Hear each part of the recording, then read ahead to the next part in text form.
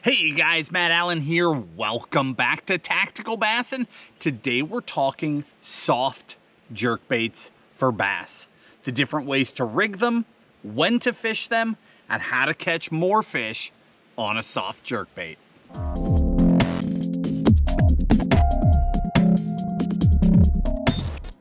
Fishing a soft jerkbait, or fluke fishing, is one of those staple techniques that every bass angler needs to know.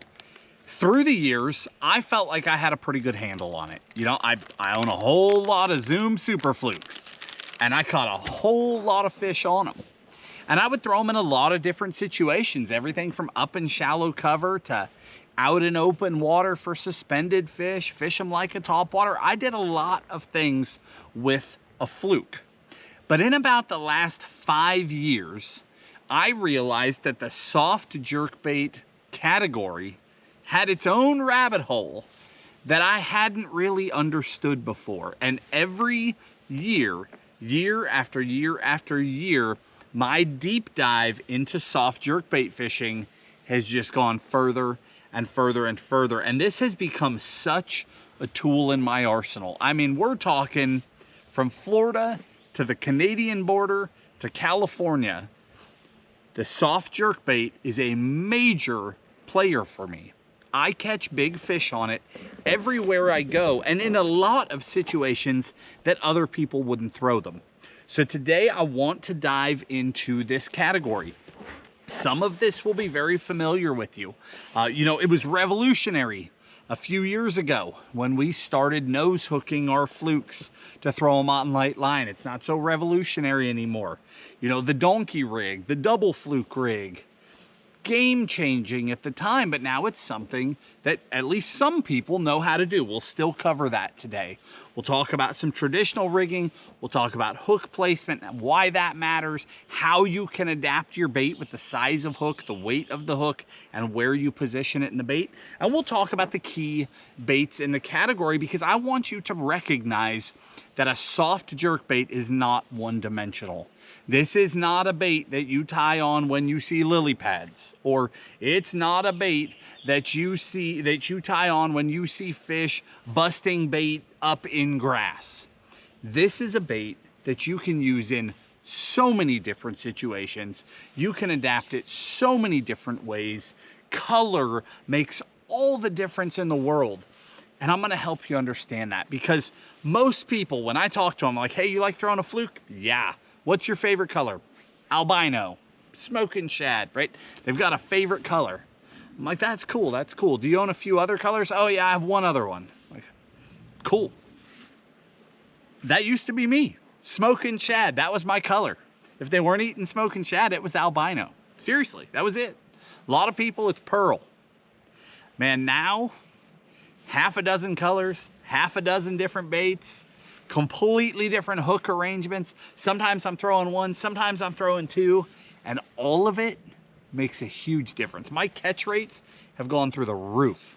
I can catch a fish on a soft jerkbait when you can't catch a fish on anything else. It's amazing. So with that, let's dive into it. Let's talk about, I guess let's talk about the baits, and then we'll talk about rigging. We'll end with gear and all that. You know, the main bait in this category, the Zoom Super Fluke. You know it's a major deal when they name a category after you, right? The soft jerkbait thing, most people call it fluke fishing. The Zoom Super Fluke is at the center of that. That bait, man, it is a fishy bait. They catch them. It's got a very aggressive, harsh darting action if you pop it and work it properly. The beauty of these baits is that you can do so many things with them. The two places that I really like them is just below the surface and or as a topwater. Now, a lot of people are going to fish this like a Senko, let it fall. Some people are going to Carolina rig it, deep water, ledge fishing, things like that, dragon. It's great for those things, but where it's special, where soft jerkbaits become their own animal, is within 3 feet of the surface. That is when they break out and become this whole different ball game that you may not be taking advantage of. So the Zoom Super Fluke, that is at the core. Okay, we're gonna call that the baseline.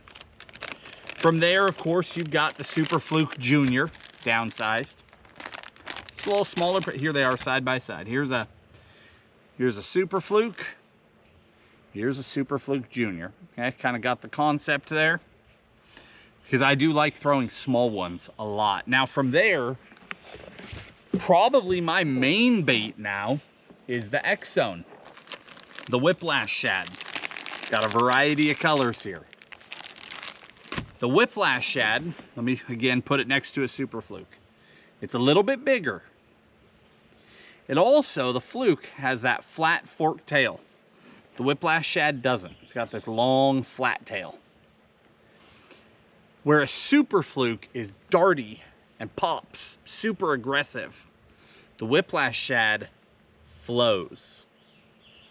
Night and day different. Even though I'm doing the same thing with them, they're night and day different. The Whiplash Shad in the last 2 years has become the center of the category for me. Even though fluke fishing will forever revolve around a fluke, for me, it now revolves around a Whiplash Shad. That's my baseline. I've caught that level of fish on it. It's insane. I really like that fluid, flowing, snakier action in the water. And more importantly, the fish seem to like it too. That's that staple. Now from there, I've got 2 others. That's it. That's all we're talking about in this video. 2 more baits. I use this guy from Yamamoto. That's the D Shad. Here's one out of the package. The D Shad is a cool bait because it's got a lot of salt in it. Very similar size. Let me just pull out another one. Very, very similar size to a Zoom Super Fluke, but that Yamamoto D Shad, virtually identical, right? From the side, but when I turn them, here we've got a fork tail. Here we've got this kind of funny 4-sided bulbous tail. This guy is so loaded with salt that it wants to sink. It wants to get down. And that has a place with me too, because that allows me to fish this effectively deeper for fish that don't want to come up. And then the last one, I've been spending more and more time applying this to bait finesse. Now you could do it with a spinning rod too, but I prefer to do it on an ultralight bait caster. And when it comes to the downsized baits, you know, we've got that Super Fluke Junior, but then we've got the Jackal Rhythm Wag. This bait takes it to a whole different level, where the Whiplash Shad has changed my full-size soft jerk baits. That Jackal has completely changed my little finesse soft jerk baits. This is probably one of my top 3 favorite things to do on a bait finesse rod. Karashi, obviously number 1. You guys know that. I love throwing a Megabass Karashi. I love throwing poppers on bait finesse. Such an awesome bite. And then I love throwing the tiny soft jerk baits. After that, we get into the little craw baits, all that stuff. But that's the order of events. I mean, this is a really, really fun way to catch them. That's it for bait, guys. We're not going down some 50 different baits rabbit hole here. Now, color is a big deal. Color matters a lot. And that was probably the first thing that I discovered as I headed down the rabbit hole. Because again, smoking shad, that was my guy. Man, I don't even have one sitting here. That's how much things have changed. I don't even have one on the deck of the boat right now. Smoking shad was my deal. What I've discovered is that I like day in and day out, I like to have a solid shad color, and I like to have a really glittery, kind of neutral shad color. So like, in the Whiplash Shad, there's Pro Blue Red Pearl. That's my solid. There's Electric Shad. That's my glittery, more subtle bait. And I'll switch back and forth between those. You know, an albino and a smoking shad, or an albino and then electric shad, just giving me those two different profiles. Now, from there, I have found that when I'm around bluegill fisheries, so when I'm in the deep south, when I'm pond fishing, things like that, more and more and more, I've found a green pumpkin, tilapia, baby bass. Those colors have taken this thing in a whole new direction for me, because I would go everywhere with smoking shad. And if they weren't eating it, I would say they're not eating the fluke today. That was kind of dumb. I don't know why. We took so many other categories into deep dives, right? I took the deep dive with jig fishing 10 years before I took the deep dive with the soft jerkbait. But that's just the way it played out. I guess it's because I caught so many fish on smoking shad, I didn't have to change. But it used to be that if they weren't eating it, they weren't eating it. Now, I'm all over colors. I'm all over changing hooks, changing where I am in the water column. It's crazy. I can almost always catch fish on it. Now, when I go north, the northern fisheries as a whole, this is just a random little side note for you. If you're around smallmouth, I challenge you to try something with a little bit of gold in it. Throw like an Arkansas shiner. Throw Tennessee shad. Throw a baby bass full of that gold flake. It's just a theory of mine. But I'm telling you, if there are smallmouth present in a fishery, those colors work really well for me. How those two things are tied, I don't know. I'm still on my own deep dive. But it seems to matter. It works really, really well. So let's leave that there. Let's talk about some different ways to rig them. You got the standard rigging, which is Texas rigging, right? Take a wide gap hook. That's what I prefer to use for a standard size bait. So Super Fluke Junior, a Whiplash shad, a D shad, any of those, either a 3/0 or a 4/0. I typically prefer a 4/0, and I like to use, so I use two hooks. I'll use something like an all-purpose bait hook. That's probably my number one, or a red line hook, or I'll go to a Gamakatsu super line hook if I want them to sink a little faster. So I've got like standard wire and heavy wire, but they're all going to be wide gap hooks. Now, where you put this in the bait makes all the difference in the world. We're about to get a lot more advanced than that. We're about to talk nose hooking, double fluke, all that stuff. But even this is critical, so pay attention here real quick. What's in the bait matters, right? This one doesn't have as much salt as this one.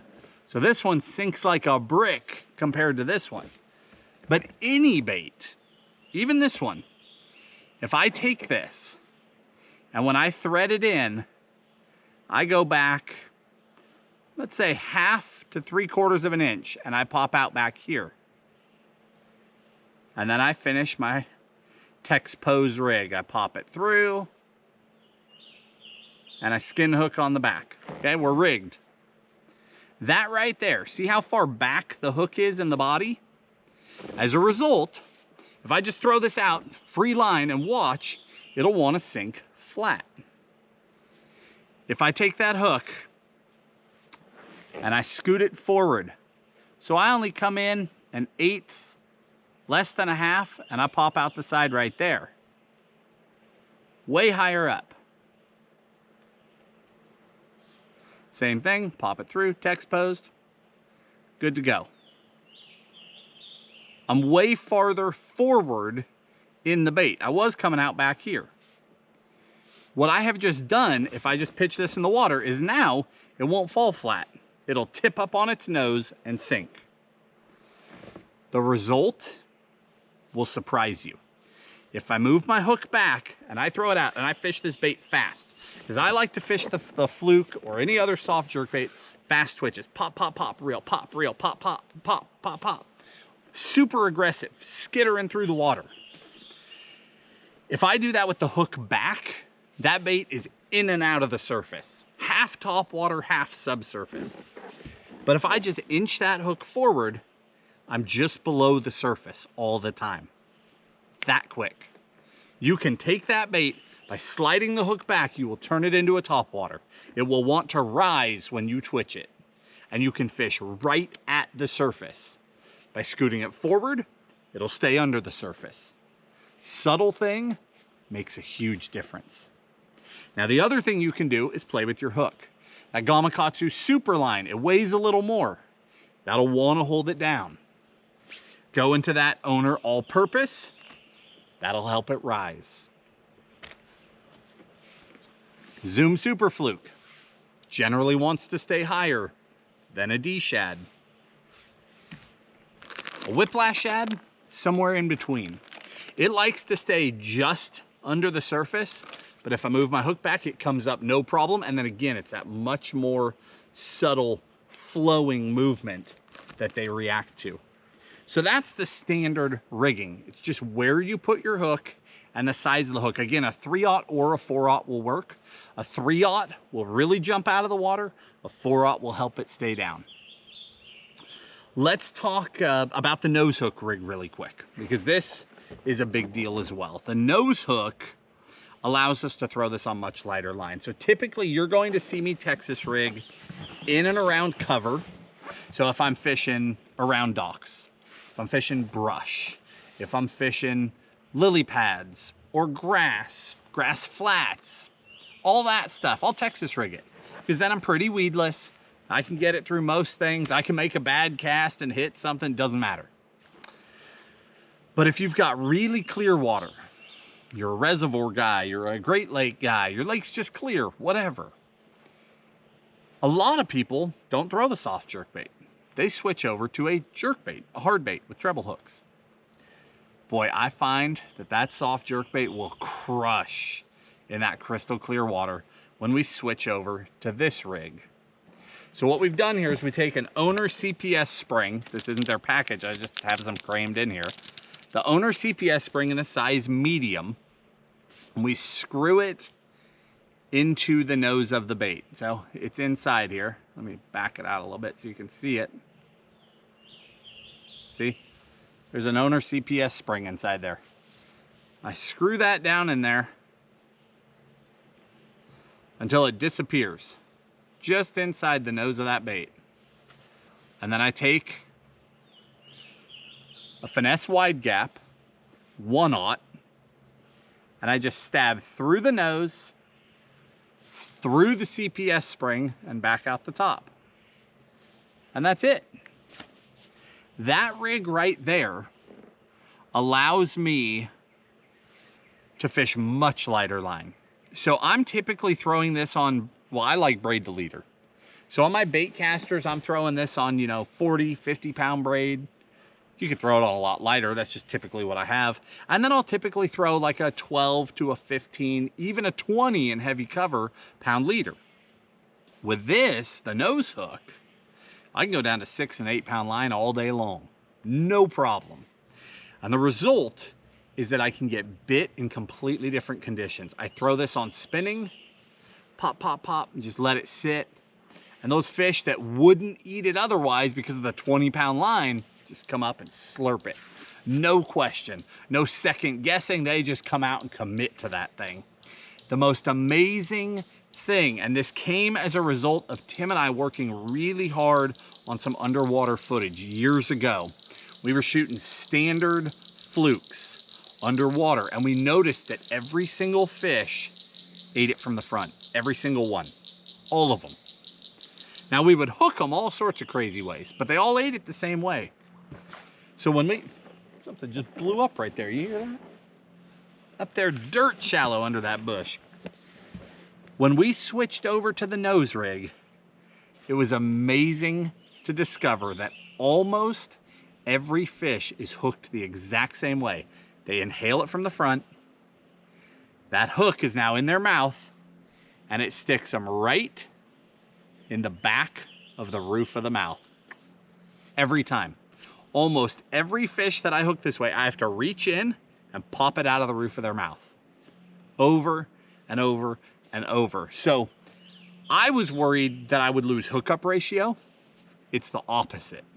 I hook all of them so well, and I hook them all the exact same way. It's awesome.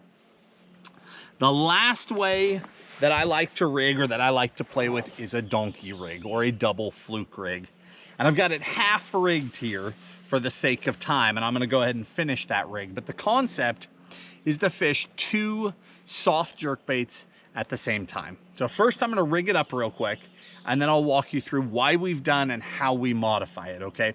But the double fluke rig allows 2 baits to work simultaneously. And when you're twitching, sounds like it would be a messy disaster. If you rig it up right, it's not. It works so well. The baits go opposite of each other. All the motions. You think catching them on a soft jerkbait's fun? Wait until you're catching them 2 at a time. Seriously, 2 at a time. Even my daughter will come out and catch them 2 at a time. She has pounded fish on a double fluke rig. It's awesome. It's so much fun. So what we do is we take our standard Texas rigged bait, and I tie on about an 18-inch leader. Usually pretty heavy line, 15, 17-pound line. And then I go to a swivel. Now, I've traditionally used a Spro Power swivel and number 6. I have been playing more and more with leaving that number 6 behind and going all the way down to a 10, a little tiny one. Because again, I'm still on this journey. My fishing is still changing year to year, and I'm getting more finessey with it because I find that the weight of the swivel can even play with it. And by going to those tiny swivels, I'm getting away from a lot of that, but we'll come back to that. So, about an 18-inch leader up to a swivel. Now, you can go shorter. You can go to a 12. That'd be fine too, but anywhere in there. Now, for my second one, I'm gonna go ahead and tie it on. This one, I've got a D-shad here. I had just started tying, and then I got sidetracked and didn't finish it. So that's perfect, we can do it together. So I'm gonna tie on the nose first.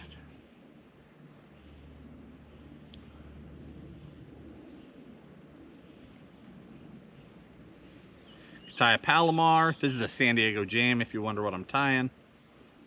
Both are very, very strong knots, very consistent knots.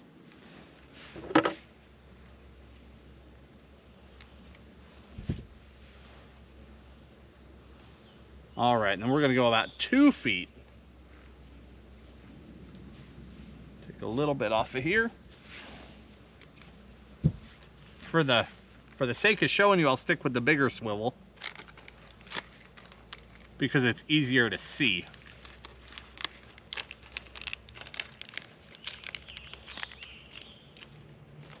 All right, let's tie this on. Just the Palomar to hold it in place. Now what we're going to do, once I get this done, is we'll take our shorter swivel and we'll run it up our main line, but we do not tie it on. It free floats on our main line. My hands are slippery from touching all the baits. I've got oil all over them. Okay, there's our second one. 2 feet, give or take. So we take our rod. Here's a main line. Again, I throw a lot of braid. So braided main line. Let me cut that knot off there. I take my shorter one and I go through that swivel, and then I just let it free float. Okay? And then I tie to the swivel of my longer leader, my 24-inch. In this case, because it's braided to a swivel, I go double San Diego Jam.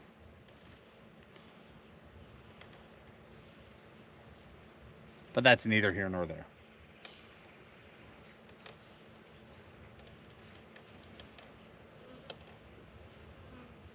I'll have this done in just a moment for you, and you'll be able to see the concept.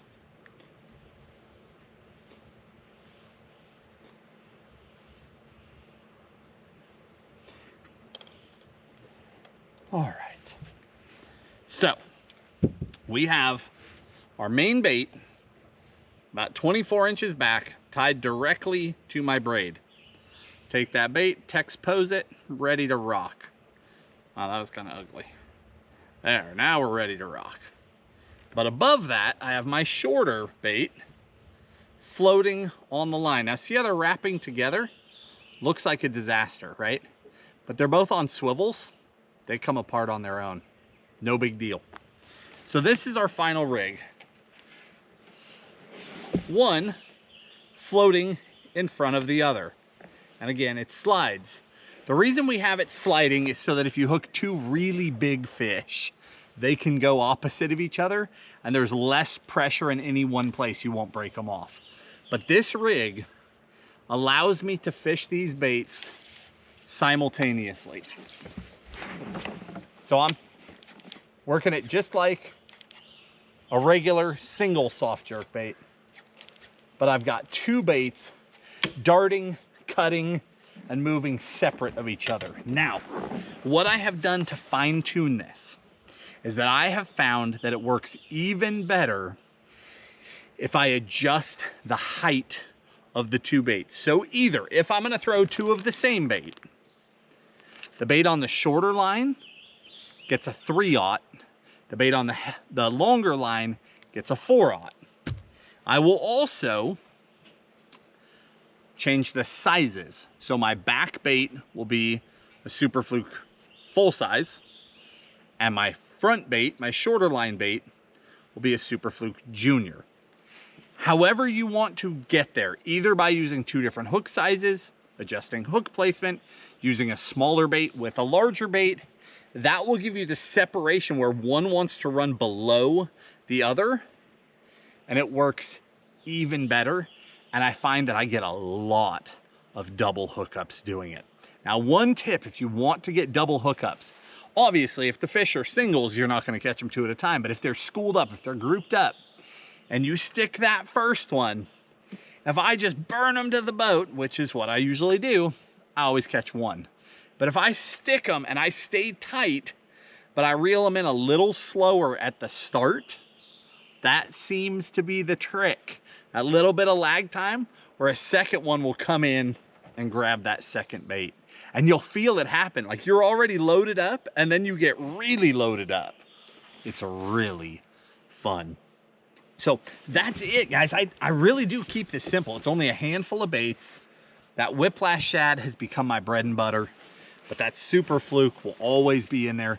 The D shad when I want to fish it deeper, like if I'm fishing over grass that's coming up and the fish aren't coming to the top, they're 6 feet down. That D shad allows me to get down and fish right over the top of that grass. And then I adjust my hook sizes.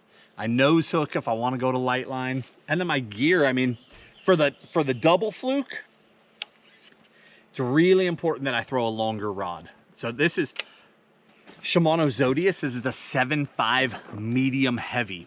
I've thrown it on the 7.5 heavy a lot too, which seems like overkill, but if you hook two big ones, it's not. But day in and day out, I think the 7.5 medium heavy is the better bet. And that allows me to fish the two baits really effectively. It's got a longer handle for its size, this particular model. It really helps me load up and cast because it's sort of awkward, almost like throwing a big Carolina rig or something. It's a little awkward slinging the two baits together because they'll get separated and they'll be flying around. One other thing you can do if you want is put a bobber stop on first. Just slide it up a couple inches so that there's just a little bit of play and you don't end up with them just sailing 5 feet apart going through the air. That's one more trick you can use. Now, for my standard just day in and day out fluke fishing, you own a rod that can do this already. 7.1 to 7.3, medium to medium heavy. This is St. Croix Bass X, 7'1" medium, paired up with that 7 reels, the GF, 15-pound fluoro. Done, just done. Ready to fish. What I do, just my personal fishing, if I'm just out having fun, I throw it on a medium. Doesn't matter which one I'm throwing. I throw it on a medium action because they load up deep and it's super fun. And the fish bulldog and I have a blast. But if I'm counting on those fish, whether that's shooting a video with you guys or if you're a tournament guy, You want to crack them and get them in the boat, throw a medium heavy. But either one will get them. But if you hook a big one on a medium around cover, you might have a problem. It's a lot more fun, but you might have a problem. A medium heavy will horse them and get them out for you. And then last but not least, and we really didn't talk about it much in this video, but it's that rhythm wag. I mean, I told you it's a top 3, but I don't think you guys understand. That's a top 3 on a ranking of like 200 different things. It is up there for me. Throwing that on that Megabass, the Popex stick, which is crazy, crazy light. Straight 7-pound Daiwa Hidden fluoro, that green fluoro. We've talked a lot about it. Shimano Aldebaran BFS. I could throw that thing so well. I throw it on a very specific hook. Very specific. Specific bait, specific hook. This is the BKK Chimera hook in a 1/0. That is the best hook I've found for this. It's like a nano coated hook, so it's a slick hook.